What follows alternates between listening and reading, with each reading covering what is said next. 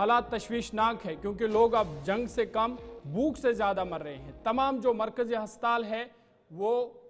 भरे पड़े हुए हैं उन बच्चों से जो ग़ज़ाई इजलास की किल्लत के शिकार हुए हैं। और बात गज़ा की करेंगे, क्योंकि गज़ा में हर तरफ गम और मातम का माहौल है, क्योंकि गज़ा के लोगों को ना चैन से उन्हें मरने दिया जा रहा है और ना चैन से जीने दिया जा रहा है। और बड़ी खबर ये कि इजरायली फ़ौज के एक साबिक ओहदेदार ने बड़ा इंकशाफ किया है और कहा कि हुकूमत गज़ा में बच्चों को शौकिया कत्ल कर रही है, इंसानियत का कत्ल हो रहा है और शौक से हो रहा है। ये उन्होंने बड़ा इंकशाफ किया है। आपको बता दें कि इजरायली अपोजिशन लीडर यार गोलन की जानिब से ये बड़ा इंकशाफ हुआ है कि जो कार्रवाइयाँ वहाँ पर हो रही है, बमबारी हो रही है इजराइल की तरफ से, उन्होंने कहा कि ये गज़ा में बच्चों को शौकिया कत्ल कर रही है। बिल्कुल, इस बयान ने न सिर्फ इजराइल के अंदर बल्कि अमेरिका के अंदर और उन तमाम ताकतों ने जिन्होंने इजराइल का अब तक साथ दिया है, ये वो शख्स आपकी स्क्रीन पर है जो इजराइल के अंदर अपोजिशन लीडर रियाल गोलन है, साबिक डिप्टी चीफ ऑफ स्टाफ हैं और 1 साल पहले इनको फौज से निकालने का फैसला उस वक्त हुआ था जब कहा गया था कि गज़ा के अंदर,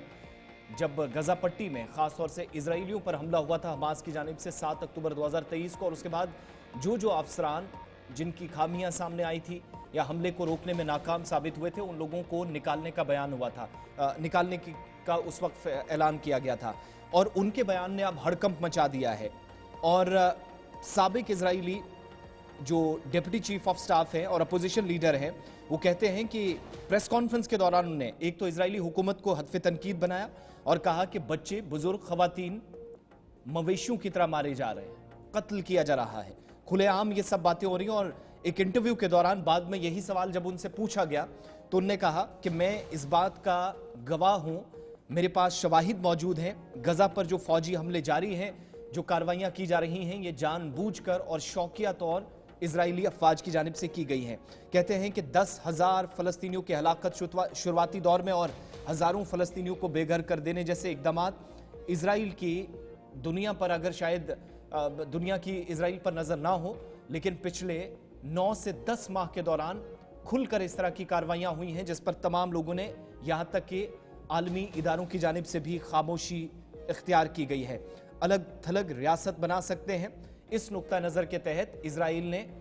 गज़ा पट्टी के अंदर कत्लो गारत का सिलसिला जारी रखा है। ये हम नहीं बल्कि रिटायर्ड इजरायली जनरल कहते हैं और उनके मुताबिक एक समझदार मुल्क आम शहरियों के खिलाफ जंग कभी नहीं करता, बच्चों को तफरीह के तौर पर कत्ल नहीं करता, शौकिया तौर पर उनको नहीं मारता, बड़े पैमाने पर आबादी की नकल मकानी जैसे इक़दामात में मुलव्वस नहीं होता। और गोलन ने जोर देते हुए कहा कि अगर इजराइल अब भी जंगबंदी नहीं करता तो आलमी सतह पर इजराइल का भी जनूबी अफ्रीका की तरह बॉयकॉट किया जाएगा। हालत वही होगी जो साउथ अफ्रीका की बात हुई।